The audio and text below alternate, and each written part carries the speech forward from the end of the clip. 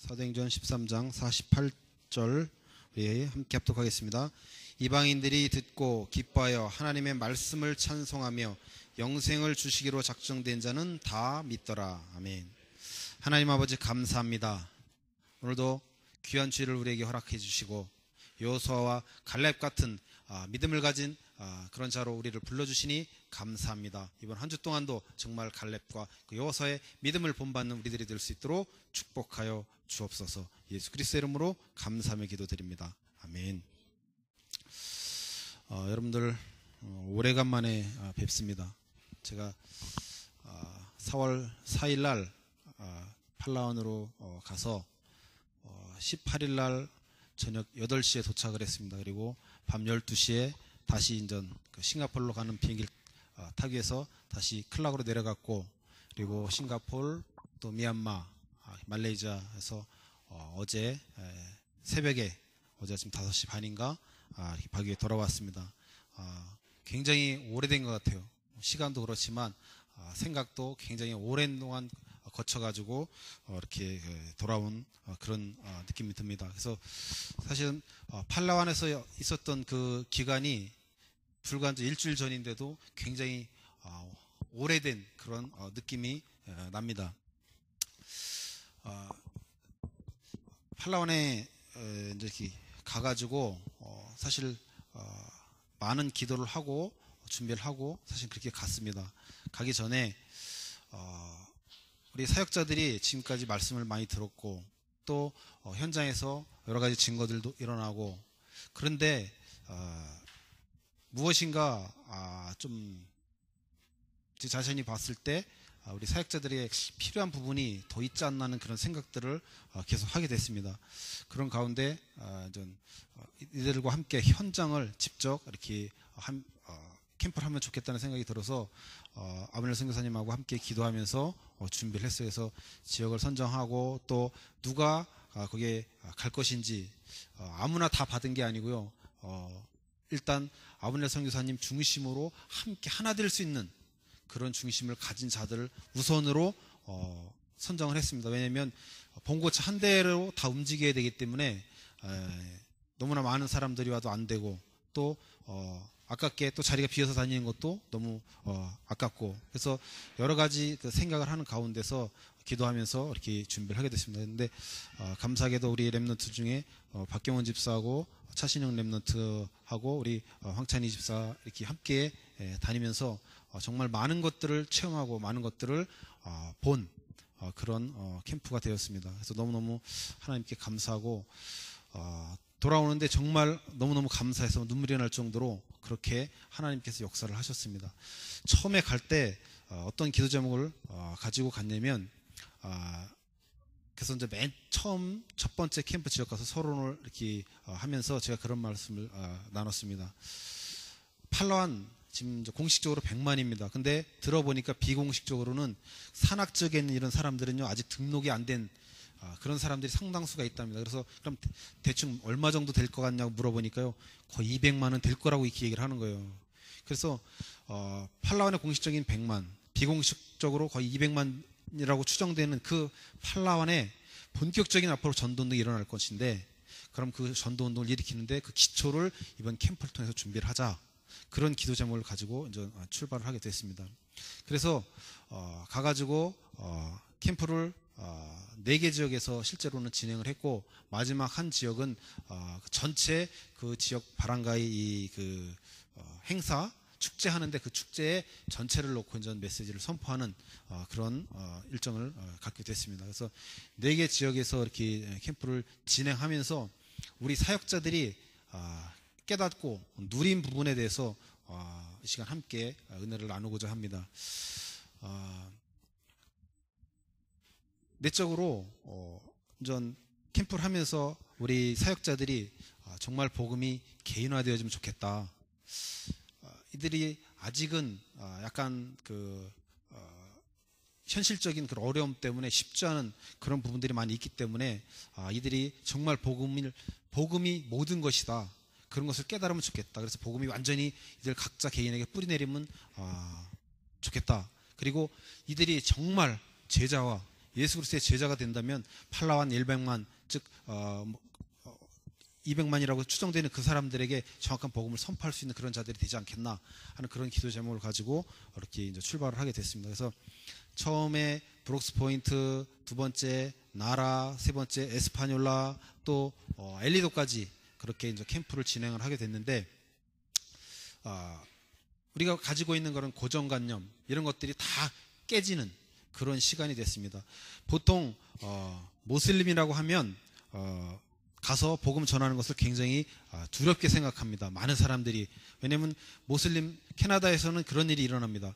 캐나다의 모슬림들이 정착하는 그 과정을 보면요, 캐나다로 이민 오는 사람을 거기 기존에 와 있는 모슬림이요, 그들을 받아서 그들이 그곳에서 자리 잡을 때까지 전체를 다 먹여주고 재워줍니다. 그럼 그 사람이 그 축복을 받고 자기가 거기서 정착을 하면 다른 누군가를 또 초청을 해요. 그럼 오면 그 역할을 또 감당하면서 그렇게 모슬렘을 퍼뜨려 나갑니다. 근데 그랬을 때 거기서 그들이 모슬렘 국가에서 캐나다라는 그런 자유국가로 왔을 때 복음을 접할 수 있는 기회들이 많이 생기잖아요. 그래서 복음 기독교로 개종하는 사람들이 생겨납니다. 그랬을 때 캐나다의 사회 문제가 되는 것이 어떤 경우가 사회 문제가 되냐면, 모슬렘에서 이민 왔는데 모슬렘 법에서는 사람을 죽여도, 개종했을 때 죽여도 문제가 안 돼요. 근데 캐나다 법에는 문제가 되잖아요. 그래서 그런 사건들이 계속 일어나는 거예요. 오빠가, 아버지가 딸을 죽이는 거예요. 개종을 해서. 근데 모슬렘 법상에서는 그것이 죄가 아니고 문제가 안 됩니다. 근데 캐나다 법에서는 문제가 되잖아요. 그런 일들이 일어나니까 사람들이 모슬렘에서 다른 종교로 개종하는 이런 부분들에 대해서 굉장히 두렵게 생각하고 막 그렇습니다. 근데 그런 그 분위기가 이 필리핀에도 그대로 있거든요. 그래서 모슬렘 지역에 가서 복음을 증거하는 것이 굉장히 어렵고 두려워하게 생각합니다. 그래서 에스파뇰라라는 지역하고 또 로아스라는 지역, 그 모슬렘 지역을 두 군데를 우리가 방문을 했었는데, 모슬렘 지역이라고 하는 돼지고기도 안 팔아요, 거기는. 그래서 뭐 이렇게 음식 사 먹기도 아주 나쁜 그런 환경인데 거기서 캠프를 했는데 거기서도 151명이 영접을 하는 거예요. 그런 과정 속에서 우리 사역자들이요, 너무나 많은 것들을 확인하게 되고 너무나 많은 것들을 깨닫게 됐습니다. 가장 우리 사역자들이 먼저 깨달은 게 뭐냐면 하나님 자녀의 정체성이에요.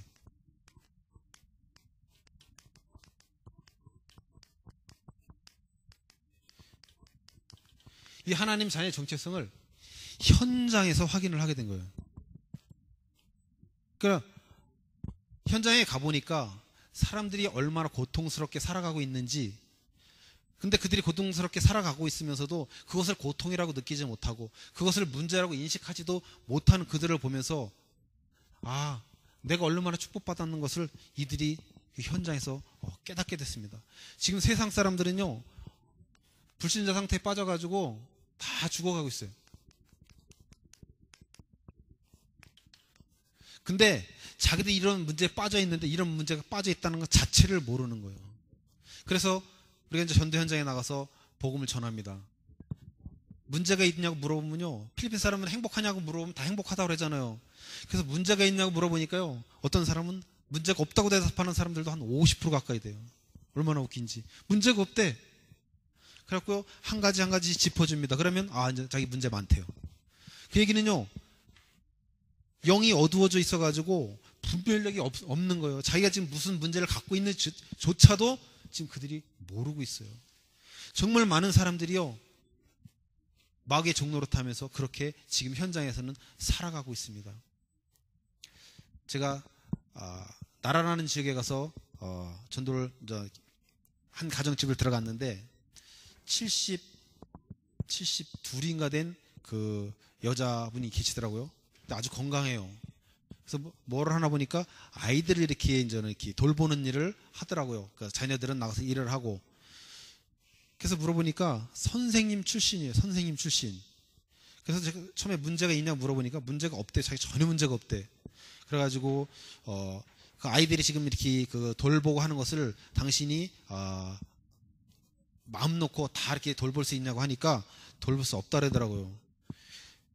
그러면서 그러면 아이들이 이렇게 다치거나 이랬을 때 문제가 되지 않냐니까 문제가 된대. 그럼 당신도 그런 문제가 있고 건강에는 문제가 없냐니까 건강한데 뭐 여기도 아프고. 그러면서 자기가 갖고 있는 문제를 못 보는 거예요. 집이 막 굉장히 지저분하고 막 굉장히 더러운데 그런 것들을 보면서 무엇이 문제인지를 모르는 거예요. 그래서 차근차근 얘기를 대화를 하면서 복음을 전했습니다. 그랬더니요, 그분이 영접을 하더라고요. 그러면서 앞으로 어떻게 살아가는, 당시 72세고 지금 교사 출신이고 아주 지식도 많아. 영어도 잘하더라고요. 근데 복음만 모르는 거예요. 물어보니까 천주교인이에요. 그래서 앞으로의 어떻게 삶을 살아야 되는지에 대해서 영접을 한 이후에 복음을 나눴습니다. 그랬더니 분이 정말 잘 듣더라고요. 지금 세상 사람들은요, 다 불신 상태에 빠져 있어요.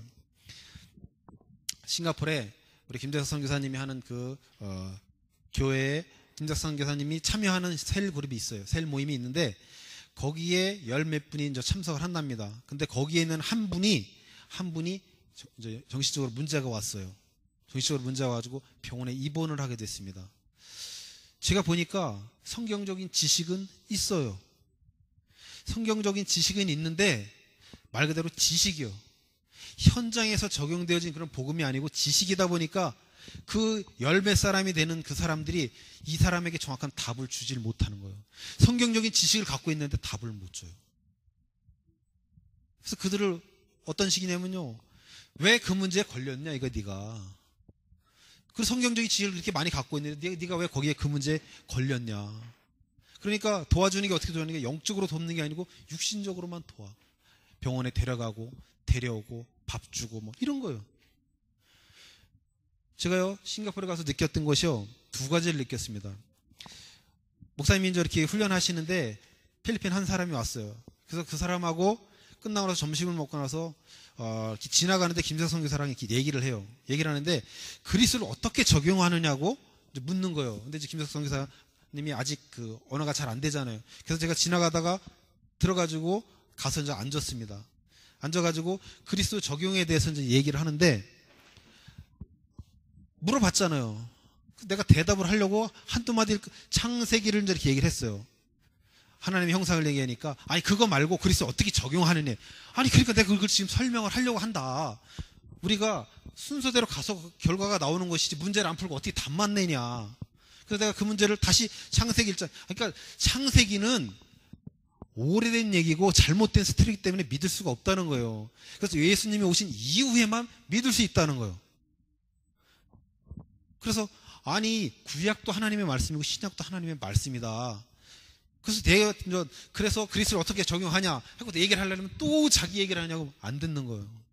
완전히. 그러면서요, 우리는 근데 아브라함의 받은 축복을 받아야 된다는 거예요. 그래서 제가 그랬죠.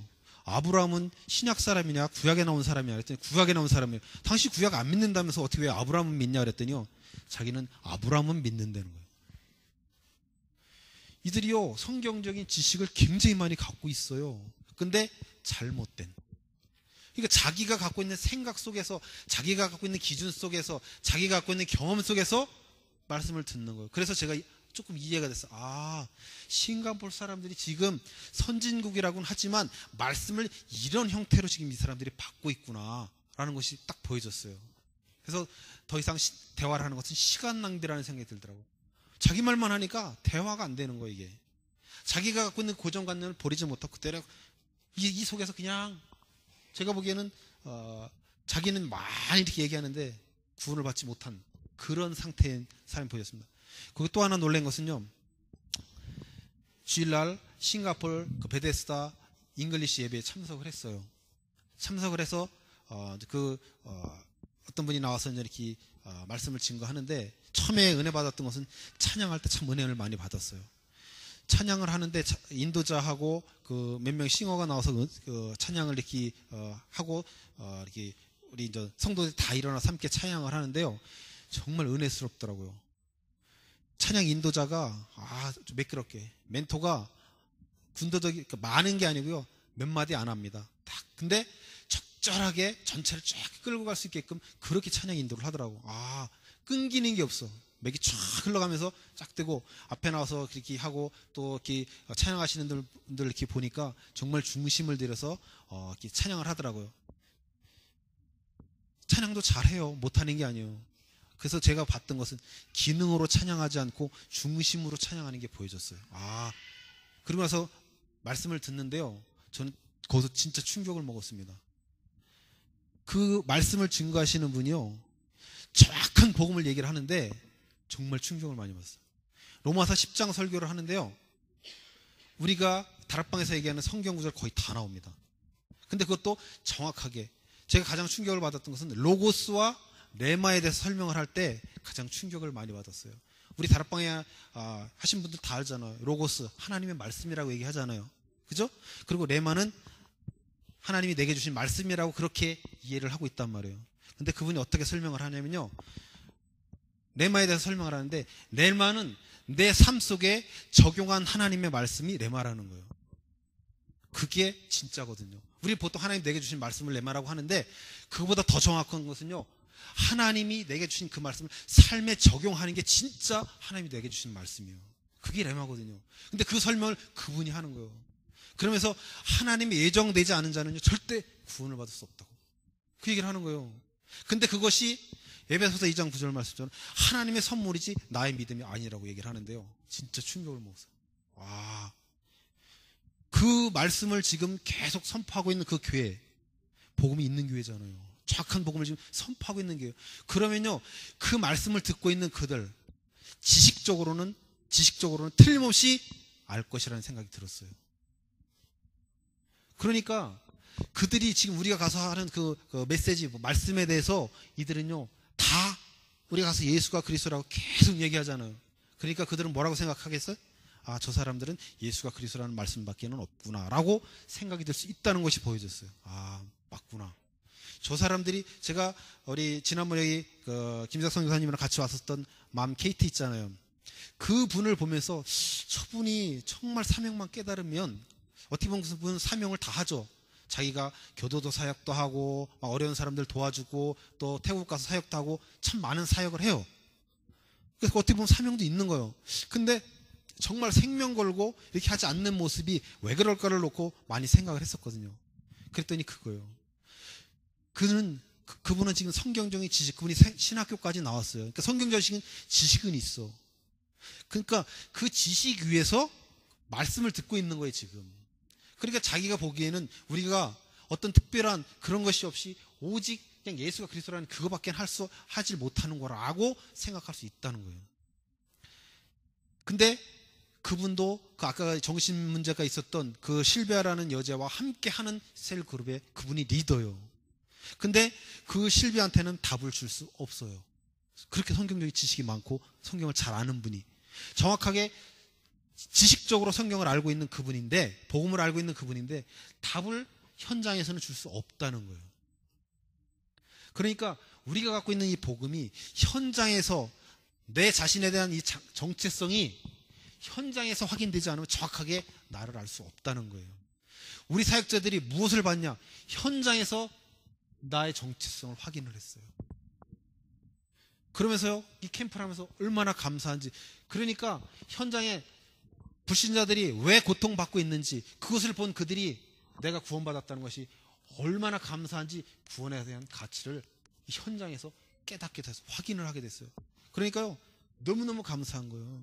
제가 육신적인 눈으로 봤을 때요, 이들이 감사할 이유가 솔직히 하나도 없었어요. 더위가요 40도입니다. 40도. 그냥 이렇게 앉아 있잖아요. 선풍기 돌아갑니다. 선풍기가 더운 바람이 나와. 하고 땀이 막 주주주주를 흘러요. 근데 정전은 또 왜 이렇게 자주 되는지, 가는 데마다 정전이 돼. 그러면 선풍기도 없고 아무것도 없고 그냥 그 뜨거운 데서 메시지하고 듣고 땀이 막 줄줄줄줄 흘러요. 옷도 보니까 전부 다 꼬질꼬질해. 제가 그 생각, 다음에 만약 이런 기회가 주어지면 유니폼이라도 입혀야 되겠다는 생각을 제가 했습니다. 랩너트 티셔츠라도 여러 개 가져가서 계속 돌아가면서 입어도 훨씬 낫겠다. 왜냐면 자기 자신들의 겉모습을 보면 정말 감사할 조건이 하나도 없는데 이들이 얼마나 감사한지, 현장에서 불신자들이 왜 죽어가는지 그것이 보여지니까 내가 얼마나 구원받은 것이 감사한지가 깨달아지니까요. 이들이 그냥 할렐루야 하는 거예요. 에스파뇰라는요, 무슬림 지역이잖아요. 처음에 거기 있는 그 사역자들이 부탁을 하더라고요. 여기가 무슬림 지역이니까 조심하라는 거예요. 그러니까 우리가요, 가면서 약간 솔직히 두려운 마음이 있더라고요.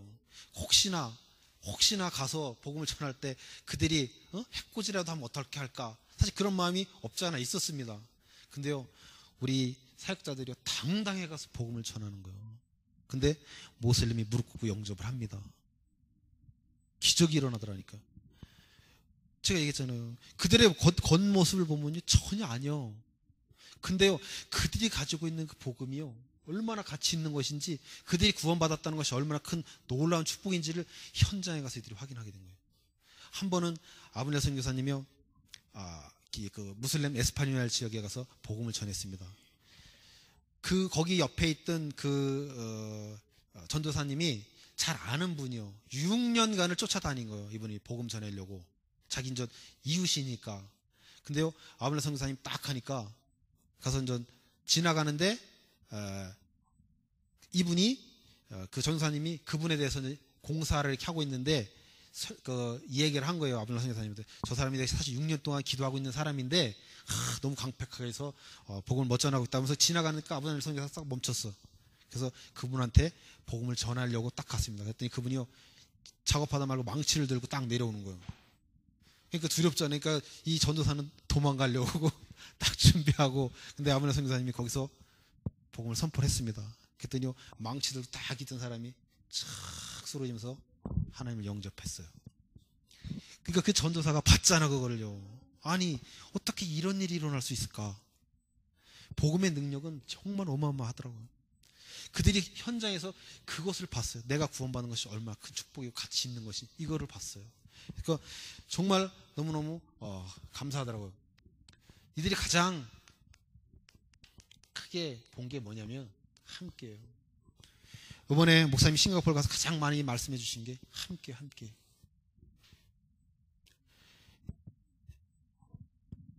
제가 가서 이렇게 말씀 나누는 중에 가장 많이 사실 강조했던 게 복음과 종교의 구분이었거든요. 우리가 복음이라고 알고 있는 것들 중에서 사실 종교적인 게 너무너무 많이 있었어요. 그래서 이 부분을 사실 굉장히 많이 강조를 했습니다. 모세가 홍해가 갈라질 것이라는 그것을 믿었느냐? 실제로 모세는요, 홍해가 갈라지는 것이라는 그 믿음을 가지고 있었죠. 근데 그 믿음보다 더 가지고 있었던, 진짜 모세가 가지고 잡았던 건 뭐냐면요, 6월절 어린 양의 피 그 언약을 잡고 있었다는 거거든요. 여리고가 반드시 무너질 것이라는 것을 믿은 게 아니고 하나님이 함께 한다는 것을 여호수아가 잡고 있었다는 거예요. 이스라엘 백성들은 결과만을 보고 쫓아갔지만 여호수아, 갈렙, 또 모세가 잡고 있었던 것은 하나님이 함께 한다는 것을 믿은 거예요. 요셉이 노예로 팔려가고 또 감옥에 가고 이런 과정 속에서 하나님이 나를 반드시 11달이 내 앞에 와서 절할 것이라는 그것을 믿고 참고 견딘 게 아니고 하나님이 어떤 상황 속에서 나와 함께 한다는 그것을 믿었단 말이에요. 그 함께 하는 것을 우리 사역자들이 현장에서 봤어요. 아, 정말 하나님이 나와 함께 하는구나. 그것을 사역자들이 현장에서 함께 딱 그것이 확인되어지니까 두려운 게 있겠어요? 두려움이 없어지는 거예요. 언제나 담대하고 당당해요. 겉모습은 전혀 아닌데 이들에게는요, 어마어마한 권세가 있는 거예요. 우리 파스터 다곳이요, 엘리도에서 이글레시아니 그리스도 인 가정에서 복음을 증거했습니다. 증거했는데 처음에는요, 이들이 복음을 안 들으려고 굉장히 강박하고, 그러면서 뭐라 하냐면 육체미를 한 것처럼 등치가 이만하고 막 이렇대요. 근데 자기는 그 앞에 보니까 너무너무 초라한 거예요. 근데 하나님이 함께하는 것이 딱 확신이 있으니까요, 당당하게 그 앞에서 복음을 선포하니까 그 등치 이만했던 사람이요, 딱 무릎 꿇고 눈물로 영접하는 거예요. 이런 사실을 현장에서 한두 번 체험을 하고 맛을 보게 되니까 우리 사역자들이 어마어마하게 힘을 얻었습니다. 그러니까 하나님이 하시는 그 일 앞에 모두가 다 얼마나 감사한지, 그러니까 하나님 자녀의 정체성을요 현장에서 우리가 확인하게 된 거예요. 그래서 제가 우리 김재석 선교사님한테 제 의견을 얘기를 했습니다. 앞으로 한 달에 한 번씩 그 집중훈련을 하고 싶어 하더라고요. 그 사역자들이 정말 제대로 설 수 있도록 그렇게 기도하고 있더라고요. 그래서 제가 그랬습니다. 앞으로는 1시간이 돼도 좋으니까 말씀 듣고 반드시 현장 나가는 시간을 만들어라. 현장 나가니까 여기서 다 내가 누구인지, 내가 어떤 사람인지, 어떤 축복을 받았는지, 사람들이 왜 고통당하는지 다 확인할 수 있게 되더라. 그 시간을 한번 만들어 봐라. 그러니까 김재석 선교사님도 그러면 좋겠다고 그렇게 얘기를 하더라고요. 현장 가니까 내 자신이 확인이 되더라고요. 그리고 우리 사역자들이 가장 축복을 드렸던 게 내가 누구인지를 현장에서 확인했다는 것이고요. 두 번째는요, 복음의 능력이 얼마나 크고 놀라운지를 확인했습니다. 우리는요 현장에 갔더니요 많은 사람들이 율법주의에 빠져 있더라고요. 그 에필전이라는 그 브룩스 포인트에서 우리가 캠프를 할 때 에필전이라는 동네를 갔어요. 갔는데 첫날 가갖고 51명이 영접을 했어요. 근데 가서 참 이상하다는 생각을 많이 했어요. 한 번도 복음에 대해서 들어본 적이 없는 거예요, 그 동네 사람들이. 그래서 첫날 오면서 기도 제목을 어떻게 잡으냐면 이곳에 지교회를 세우면 좋겠구나. 왜냐면 교회도 없다고 그러죠. 한 번도 복음을 들어본 적 없다 그러죠. 그럼 이런 데서는 교회를 세우면 좋겠다. 그래서 그 다음날 다시 그 지역으로 나갔어요. 그래서 옆에 동네로 갔어. 그랬더니 한 300m 떨어진 곳에 교회가 있는 거예요. 아니 교회가 옆에서 그래서 물어봤더니 교회가 30년이나 된 교회예요. 30년이나 된 교회인데 300m 옆에 동네에게 한 번도 복음을 전하지 않은 거예요. 그러니까 이 사람들이요 30년이나 된 교회가 옆에 있는데도 한 번도 복음을 듣지 못한 거예요. 그러니까 얼마나 답답한지. 그래서 그 교회를 찾아갔잖아요. 도대체 목회자가 누구길래. 그래서 갔더니요 그 교단이 어떤 교단이냐, 이거 하는 교단이요. 오직 율법만 강조하는 교회. 그러니까 강단에서 이렇게 해라, 이렇게 해라, 이렇게 살아라, 저렇게 살아라, 날마다 그렇게 얘기를 하는 거예요. 그러니까 물어보니까 성도들이 그 다음날 가서 복음을 전했는데 성도들이 다 교회를 한 번씩 갔었어. 다 다녔던 교인들이요. 근데 지금은 다 안 다녀요. 왜 안 다니니까? 목회자 때문에 안 다닌다는 거예요. 목회자한테 상처받아가지고. 그래갖고 교인이 10명이요. 근데 30년 된 교회인데 가족이 5명이요. 딸이 신학교를 나왔어. 아버지랑 같은 집에 살아. 근데 교회를 안 나와. 신학교를 나왔는데. 그 현실. 날마다 율법만 강조하는 거예요. 그때 성도들이 뭐라고 하냐. 목사님, 그러니까 전도사님인지 목사님인지 자기가 당신이나 잘 알아 이거예요. 계속. 근데 그 교단이요. 이렇답니다. 많은 사람들이 지금 율법주의에 빠져 있어요. 율법은요. 하나님의 말씀이에요. 율법은 좋은 거요. 하나님의 말씀이잖아요. 이 하나님이 율법을 주셨을 때는요. 우리에게 지키라고 준 게 아니에요. 지키라고 준 게 아니고요. 율법을 통해서 그리스도의 필요성을 깨달으라고 준 거예요. 율법의 마침이 그리스도라고 하잖아요. 율법을 통해서 우리가 그리스도가 보여지면 되는 거예요. 율법이 없으면요, 우리는 죄가 죄인지를 몰라요. 우상숭배하는 게 왜 죄인지를 율법이 없으면 모르잖아요. 그 율법은요, 죄가 죄되게 하고 죄를 드러나게 하는 것이 율법이요. 근데 그 율법을 지키라고 하는 것라고 생각했기 때문에 바리새인들이 실패한 거예요. 율법은요, 율법을 통해서 우리가 그리스도가 아니면 절대로 안 되는 거라를 깨닫는 거예요. 그렇잖아요? 율법을 100% 다 지킬 수 있는 사람이 어디 있어요? 없단 말이에요. 그래서 그리스도가 24시간 아니면 안 되는구나를 깨달을 수 있는 게 율법을 통해서 깨닫는 거예요. 율법주의에 빠지면요, 사람을 정죄하게끔 돼 있어요. 그렇잖아요. 반드시 따라오는 거예요. 정죄가. 율법은 반드시 정죄가 따라와요. 근데 실제 교회들이 율법에 정말 너무나 지금 많이 빠져 있어요. 그리고 가니까요, 많은 교회들이 인본주의에 빠져 있어요. 우리 파스터 다곳이 그 얘기를 하더라고요. 자기가 우리 아브날 선교사님을 만나서 복음을 깨닫기 전까지 자기가 할 수 있는 방법은 다 동원해 봤다는 거예요.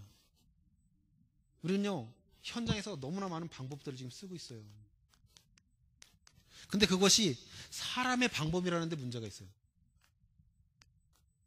결국 인본주의요.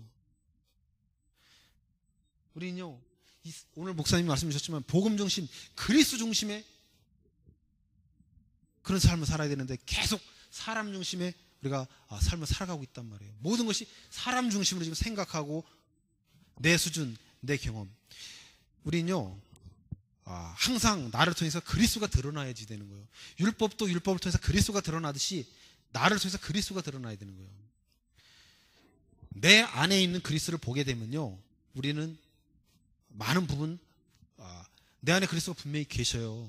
근데 내가 볼 수 있는 눈은요, 이거밖에 안 돼요. 그래서 내 눈을 통해서 그리스도를 보면요, 나는 결국 이거밖에 안 보여져요.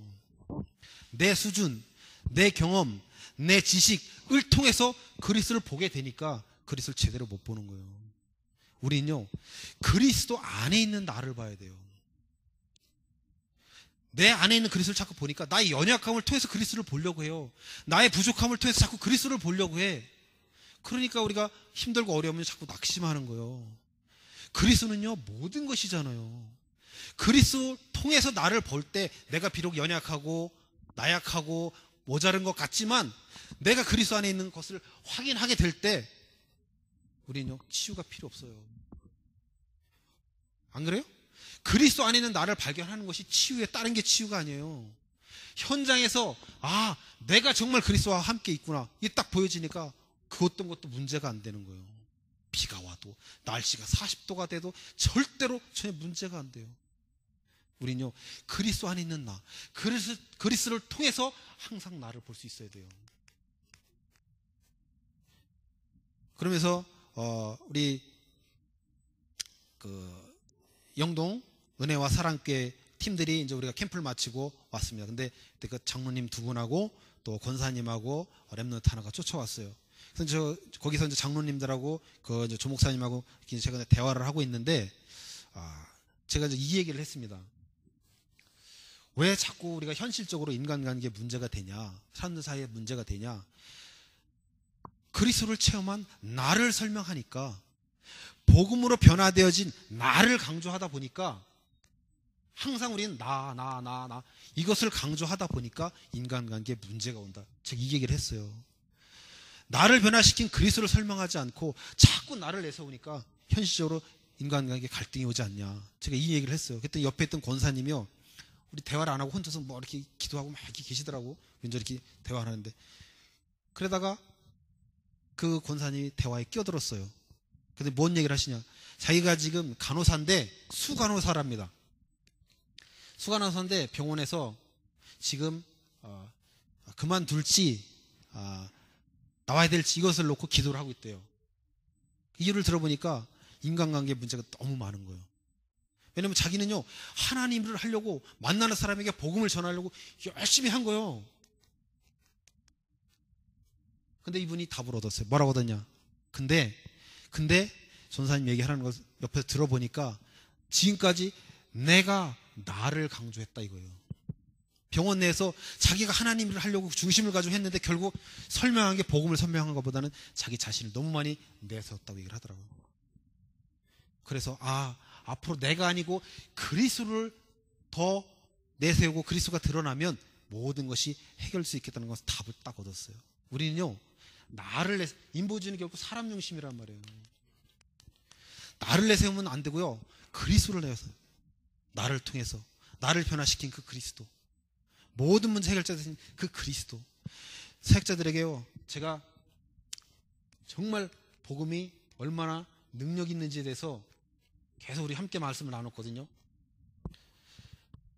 제가 김재석 선교사님한테 그 얘기했습니다. 김재석 선교사님 뭐라고 했냐면, 아직 우리 교인이 성도가 몇 명 안 되다 보니까 시스템이 아직 부족하다는 거예요. 그리고 여러 가지 면에 부족한 점이 너무 많아서 아직 그렇게 힘들다고 하더라고요. 그래서 제가 오해하지 말고 들어라. 김재석 선교사님하고 저하고 친구입니다. 고등학교 친구니까 우리 김재석 선교사님한테 제가 그 얘기를 했습니다. 내가 보기에는 시스템이 문제가 아니다.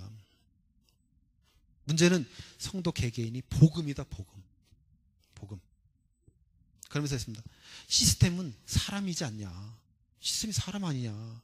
어떤 형태, 그것이 아무리 좋은 시스템이 갖고 있어도 복음이 없으면 그것을 결국 망하는 길이다. 이게 인본주의 아니냐 그게. 복음이 없는 시스템은 필요가 없는 거다. 시스템이 시스템 되는 것은 복음 때문에 가치가 있어지는 거지. 그러니까 시스템 핑계 대지 말고 복음을 성도들이 누릴 수 있도록 도와줘라. 그거다. 우리 사역자들이 현장에서요 깨달은 게 이거예요. 뭐냐? 메시지 중요하죠. 전략 중요합니다. 근데 그거보다 더 중요한 게 뭐냐? 복음이요. 복음. 제가 뭐라고 했냐면 우리 많이 영혼 사랑에 대해서 얘기를 합니다. 영혼 사랑 하는 마음이 없는 사람은 죄종의 길을 가지 말라고 하잖아요. 그래서 제가 이걸 깨트렸습니다. 영혼 사랑이 아니고 복음 사랑이다. 영혼 사랑은 일반 종교인들도 다 하는 게 영혼 사랑이다. 그 사람들 영혼 사랑이 하는 마음이었으면 어떻게 구제하고 봉사하고 도와주냐. 진짜 우리가 하는 것은 복음이다. 복음을 사랑하는 사람이 현장 가는 거다. 오직 복음 자체가 능력이다. 다른 게 뭐가 필요해? 복음이 능력 아니야. 복음이 예수 그리스도 아니야. 예수 그리스도가 능력이지 우리가 다른 뭐가 필요하냐. 다른 응답, 다른 축복을 찾는 게 그게 종교 아니냐. 복음 자체, 예수 그리스도가 모든 것인데 예수 그리스도는 모든 문제 해결자라고 우리 고백하면서 왜 우리 자꾸 다른 해결책을 우리가 원하고 다른 해답을 찾고 있냐 지금. 예수 그리스도가 진짜 우리에게 준 응답이고 축복이고 능력이다. 이것을 누리자. 그랬더니요 우리 사역자들이 현장 가서 누리는데 야 정말 대단합니다. 가는 곳마다 계속 역사가 일어나. 우리가 엘리도를 가는데요 장작 12시간인가? 12시간? 13시간에 걸쳐서 갔습니다. 엘리도를 가는데 아볼란에서 8시에 출발했어요. 가서 잘 갔습니다. 잘 가다가 로아스라는 지역까지는 잘 갔어요. 근데 로아스 들어가는 입구에서 한 교회에서 이렇게 만남이 돼서 거기서 이제 설교를 하고 있는데 그때는 원래 계획이 없었던 건데 말씀을 달라고 해서 갑작스럽게 이제 설교를 하게 됐어요. 딱 설교하고 있는데 우리 황찬희 집사가 그냥 거기서 딱 댕기로 딱 쓰러지더라고. 이렇게 제가 이제 막 설교하고 있는데 싹 이렇게 쓰러지더라고. 그래서 제가 그랬습니다. 아직 시간표가 안 된 것 같으니까 죽진 않을 것 같다. 그러니까 괜찮으니까 뭐 죽을 것 같으면 죽으면 천국인데 더 좋지 않냐. 그리고 하면서 말씀을 좀 끝맺혔습니다. 그래서 병원을 또 가게 됐어요. 거기 갔더니 침례교 병원이 있더라고요. 그래서 병원에 가서 아주 제가 팔라완 도지사로 나오라고 했습니다. 수행원들을 한 사람 아프니까요. 우리 사역자들이 전부 쫓아다녀요. 우리 뭐 박경원 집사나 차신영 렘도 아주 열심히 그냥 보호하냐고 다 이렇게 한 사람 움직이니까 전체가 쫓아다녔어요. 야, 이게 지금 우리 필리핀이 선거하잖아요. 수행원, 장작 모든 사람을 다 수행원으로 들고 다니는 당신은 팔라완 도지사가 될 자격이 있다. 그래서 하여간 시간을 거기서 많이 소비를 하게 됐습니다. 이 가다가 괜찮아야 되는데 그 로아스라는 지역도요 돼지고기를 안 팔아요. 이글레시안이 그리스도하고 무슬림이 잡고 있는 지역이에요. 거기도요. 그 정도로 거기도 강합니다. 그래서 또 가는데 차가 이제 오바이트를 하기 시작하는데요. 차가 마치 5번을 오바이트를 하는데 가다가 쓰면 다시 물 붓고 또 옆집에 가서 물 빌려다 채워넣어서 또 가다가 그렇게 5번 하고 갔어요. 하는데요. 우리 사역자들이 얼마나 복음을 누리느냐. 차가 가다 오바이트 딱 하자면 딱 씁니다. 그러면 탁 아주 그냥 됐어. 열고 물 붓는 사람, 물 가지러 가는 사람 딱 정해져 있어요. 그러면요. 물 얻으러 가잖아요. 그럼 물 얻으러 가서 그냥 오는 게 아니에요. 물 얻으러 가서 복음을 전하고 와요. 사실 그 정도로 누리는 거예요. 무슨 일이 일어났어도 뭐 불평불만하는 사람이 아무도 없어. 그냥 복음을 누리는데요. 정말 은혜스럽더라고요. 그렇게 해서 13시간에 벌써 엘리도까지 갔잖아요. 엘리도에 딱 갔는데 차가 또 빵꾸가 났어. 저녁을 안 먹었는데 저녁을 이렇게 먹으러 돌아다니는데 문을 다 닫았어요. 물론 문 안 닫은 집 있습니다. 비싼 집. 근데 우리가 돈이 없잖아. 그래서 싼 집을 찾다 보니까 다 닫은 거예요. 문이 9시가 넘어가니까.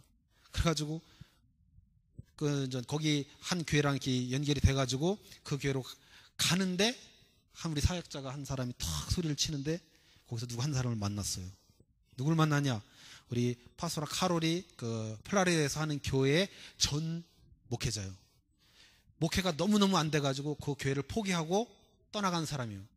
근데 우리 파스토라 카롤이 그걸 맡아가지고 복음운동을 하니까 교회가 부흥을 해버렸어요. 그래서 그 사람이 굉장히 궁금하게 생각했던 사람인데 거기서 딱 만난 거예요. 그래서 생각을 해봤습니다. 황 집사가 혹시라도 너무 건강해서 안 쓰러졌다면 병원을 안 갔을 것이고, 그 가는 동안에 5번 그 오바이트 한 게 한 번이라도 안 했으면 절대로 못 만났을 그 정확한 하나님의 시간표. 그래서 거기서 만났는데요, 돈을 주니까 안 받아. 근데 그분이 거기서 뭘 하냐, 통닭집을 오픈했어요. 오픈했는데 언제 했냐, 그것도 우리가 도착한 바로 전날 오픈한 거예요. 완전 우리를 예비해서 오픈한. 그래서 해갖고 거기 있는 것을 통닭이 4마리가 남았더라고요. 그래서 나 다 사주려고, 개업집이니까 다 달라고 그랬어요. 그랬더니 황 집사가 너무 많대요. 그래서 3마리만 달라고 그랬어요. 그랬더니요, 굳이 또 돈을 안 받겠다는 거예요. 그래서요, 저녁을 공짜로 해결을 하게 됐습니다. 그랬더니 그분들이 뭐라고 했냐면, 다음날 자기들이 캠프에 참석할 테니까 캠프를 해달라는 거예요. 그래서 예정에 없던 캠프를 이 LA도에서 하게 됐잖아요. 그러고 났더니요, 자기들이 점심을 준비해 줘야 된다는 거예요. 그래서 맛있게 또 점심을 먹고, 그래서요, 사실 거기 가서 우리 교회 헌금 2,000페소 해주고 그냥 왔습니다. 점심, 잠자리, 그날 저녁 다 해결하고, 완전한 하나님의 그 시간표의 응답. 우리 사역자들이 이것을 현장에서 보게 되니까, 복음이 뭐 다른 방법이 아니고 복음 자체가 능력이구나. 예수 그리스도 그 자체가 능력이고 응답이고 축복이구나. 다른 그 어떤 것들이 더 우리에게 필요한 것이 없구나. 근데 우리는 자꾸 다른 어떤 것을 찾잖아요. 다른 어떤 해결책을 찾잖아요. 모든 문제 해결자라고 그리스도를 얘기를 했으면서 우리 지금 다른 해결책을 찾고 있는 우리들의 모습을 현장에서 복음이 다구나를 확인을 하게 됐습니다. 그러니까 얼마나 감사한지요. 엄청난 축복을 누렸습니다. 그리고 세 번째 누려진 게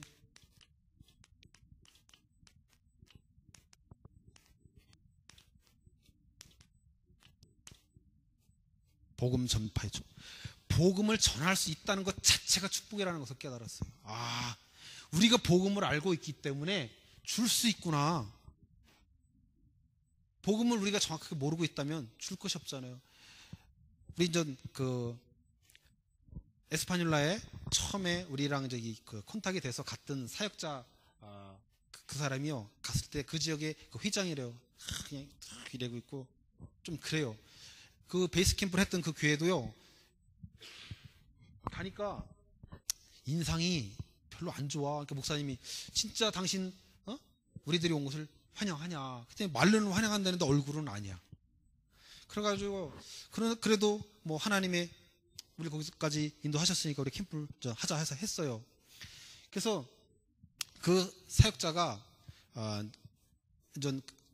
저랑 이제 한 지역을 갔는데 가서 복음을 전했습니다.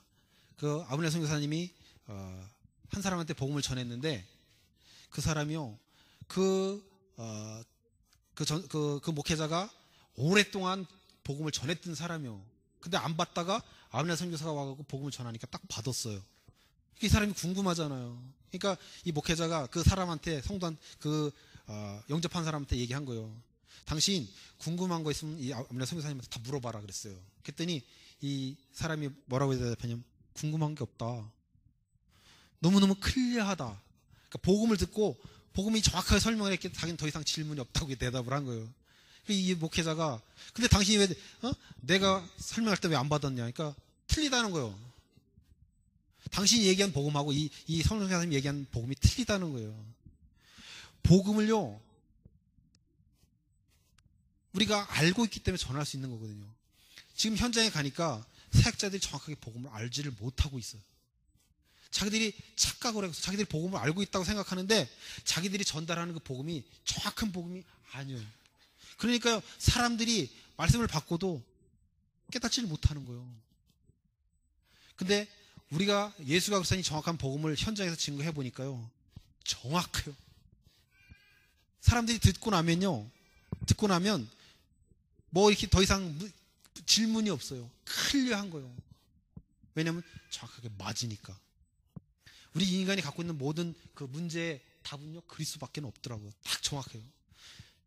우리는요, 이 복음 전하는 것을요, 당연히 해야 될 일입니다. 사명입니다, 이게.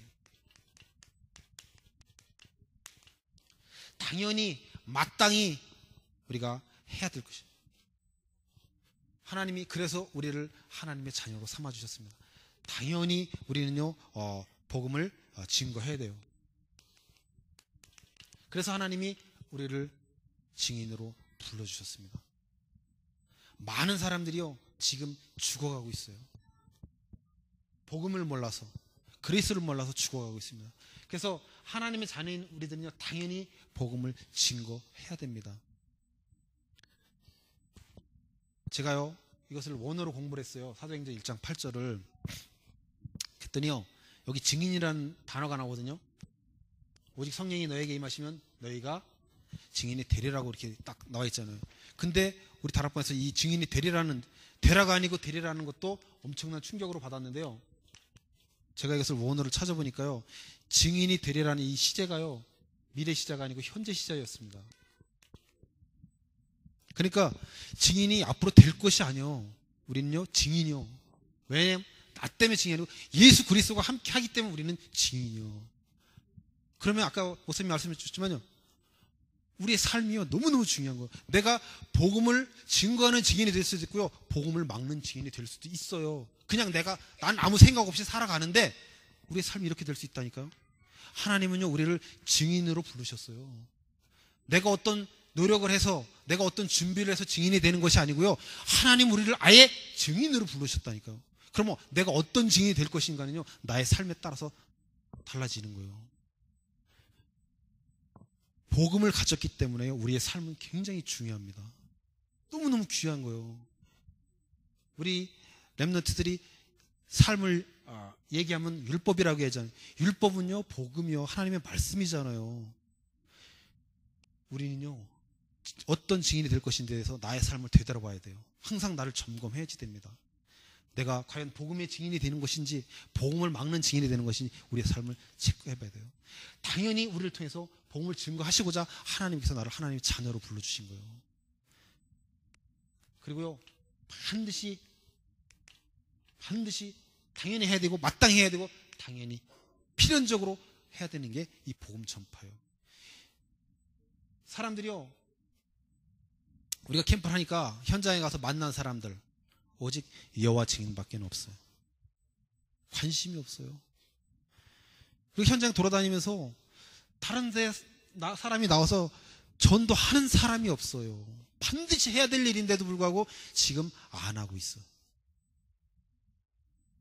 파스터 다윗이요, 그 집안이 얼마나 축복을 많이 받았느냐, 이 복음을 깨닫고 나서요 가족 전체가 다 전도자가 됐어요. 하나님 우리를 전도자로 부르셨어요. 증인이라는 것은 전도자가 내가 어떤 준비를 해서 전도자가 되는 게 아닙니다. 우린 전도자요. 근데 어떻게 전도자의 축복을 누리느냐, 아버지는 우리 렘넌트 배를 운전합니다. 그래서 렘넌트 배 운전하려면 종업원을 써야 되잖아요. 종업원이 교회를 안 나오면 안 써. 바꿔. 그렇게 그분의 방법이요. 그 엄마는요 계속 돌아다녀. 뭐하러? 복음 전하러 돌아다녀요. 딸도 복음을 전합니다. 딸도. 와이프? 그 사모님도 복음을 전하러 다녀요. 완전히 가족 전체가 다. 그럼 성도들 안에 성도들까지 다 해요. 여러분 같은 렘넌트들이요 나가서 복음을 전해요. 우리가 엘리드를 갔다 와서 밤 12시에 도착했습니다. 그 다음 주일날 파스터 다윗이 거기에서 예배를 인도하고 렘넌트들을 데리고요 다 또 현장을 캠프하러 가요.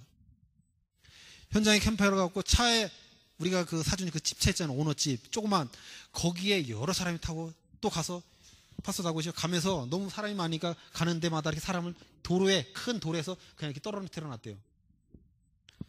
그날 33명이 또 현장에서 영접을 했습니다. 이 축복을요 모든 성도가 함께 누리는 거예요. 제가 여기 가서 말씀을 증거하는데 교회를 딱 들어가는데 분위기가 틀려요. 영적인 분위기가 완전히 살아있는 거예요. 무엇인가 힘이 느껴질 정도로 그 교회가, 작년만 해도 안 그랬어요. 근데 완전하게 그 교회가 그렇게 지금 탈바꿈을 하고 있습니다.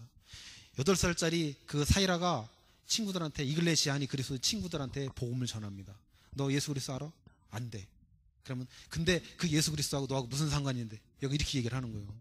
그러면서 친구들에게 복음을 전해요. 8살짜리가. 걔가 왜 전해요? 부모가 하는 것을, 할머니가 하는 것을 보는 거예요.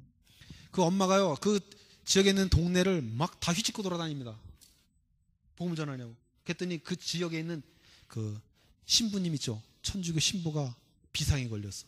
전부 다 막 영접하거든. 그러니까 그 신부도 신방하러 다니는 거야, 이제. 그런 일이 일어납니다. 파스터 다곳이 주일날 오후에 다락방을 해요. 다락방을 하는데 15가정이 모여요. 교회입니다, 교회. 다락방 하는데 15가정이 모이는 거예요. 이런 일이 현장에서 지금 일어나고 있는 거예요. 그래서 이분이요, 15가정을 놓고 막 복음을 설명하고 있는데 한 사람이 나타나갖고요, 막 소리치는 거예요. 응? I hate you 하면서 막 술 먹고 막 나타나갖고요, 위협을 하는 거예요. 그래갖고 깜짝 놀라가지고 당황을 했어요. 근데 그 사람이 뭐라고 외치냐? 왜 다른 사람들 집만 복음 전하고 왜 우리 집은 복음 안 전하나 이거예요. 나도 복음이 필요한데 왜 당신은 다른 사람들한테만 복음 전하고 나한테는 복음을 안 전하냐 이거예요. 당신 진짜 나쁜 사람이라는 거예요. 그래서요, 파스터 다곳이 약속했답니다. 꼭 당신한테도 복음을 전해주겠다고. 이게 현장에서 지금 이런 축복을 우리 사역자들이 누리고 있어요. 많은 사람들이 지금 죽어가고 있습니다. 반드시 우리가 해야만 하는 일.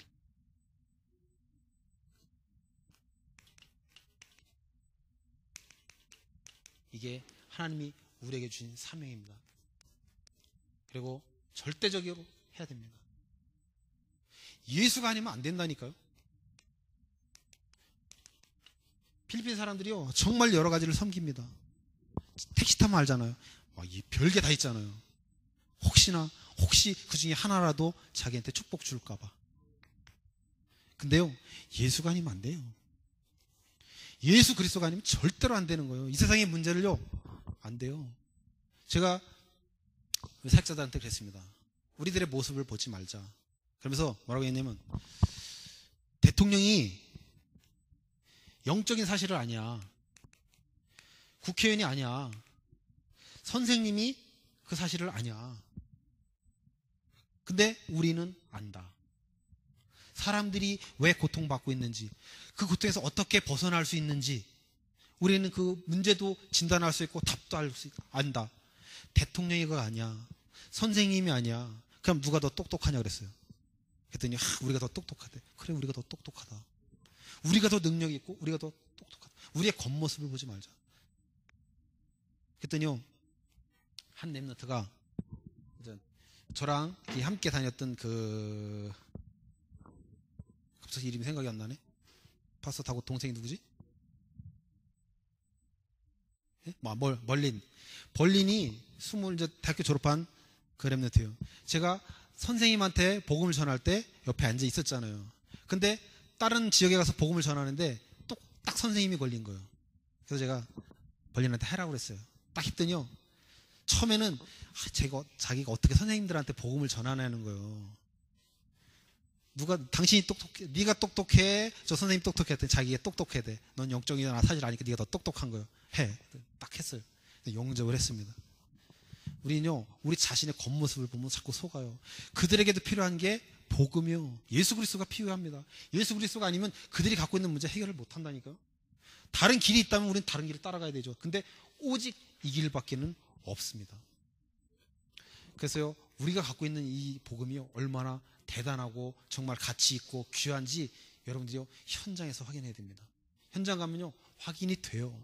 확인하고 싶지 않아도 정말 내가 하나님의 자녀고 얼마나 큰 축복을 받았는지 알게 됩니다. 여러분들요, 그래서 우리가 그 축복을 누리는 그런 우리들이 됐으면 좋겠습니다. 그리고 결론적으로 하나님의 말씀은요, 반드시 성취됩니다. 그래서 그 하나님의 말씀을요, 우리가 언약으로 붙잡아야 돼요. 언약으로 붙잡으면 하나님은 그 언약을 성취시켜야 될 의무가 있어요. 율법을 통해서 예수님이 구약에서 우리에게 축복을 주실 때는요, 우리가 이제 신학적으로 신명기 사관이라고 하는데, if와 if not이요. 만약에 너희가 그 말씀을 지키면 너희는 나의 백성이 되고 내가 너네들을 보호하고 책임지겠다고 얘기하는 거예요. 그게 율법이요. 언약은 뭐냐면요, 언약은 네가 그 율법을 지키든 지키지 않든 간에 나는 너를 축복하겠다는 거예요. 그게 언약이에요. 그러니까 우리가 말씀을 붙잡으면요, 하나님은 그 말씀을 반드시 이루셔야만 되는 거예요.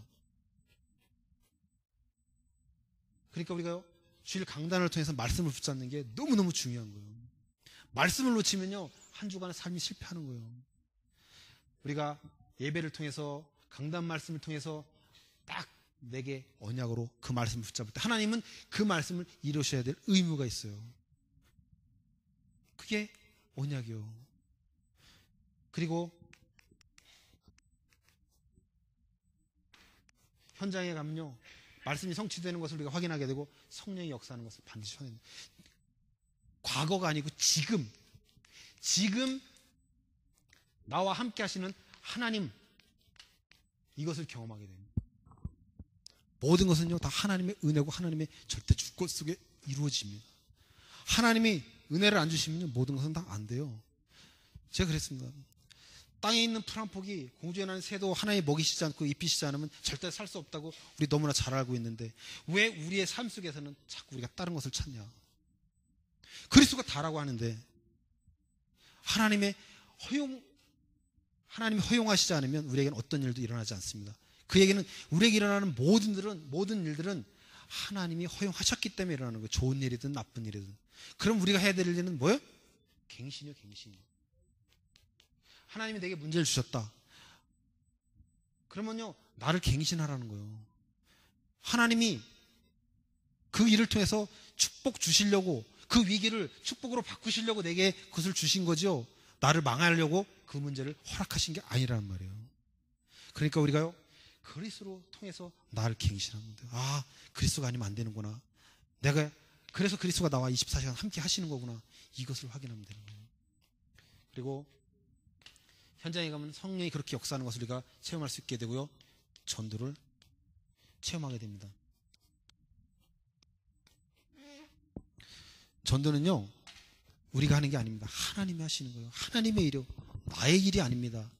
왜 우리가 그렇게 현장에 나가서 마음껏 누렸느냐, 마음껏 즐겼느냐? 열매에 대한 부담은 없잖아요. 즉 영접은 우리 소관 아니다. 그러면서 제가 경험이 있습니다. 제가 옛날에 1시간을 복음을 설명한 사람이 있다. 너무너무나 잘 들어가지고 복음을 1시간 동안 정말 체계적으로 쫙 설명을 했다. 복음을 1시간 듣고 나더니 잘 들었다. 근데 영접은 안 하더라. 영생을 주식으로 작정된 자만 믿는다. 즉 하나님의 예정이 있는 사람만 믿는 것이지 우리가 아무리 복음을 잘 설명해도 아니다.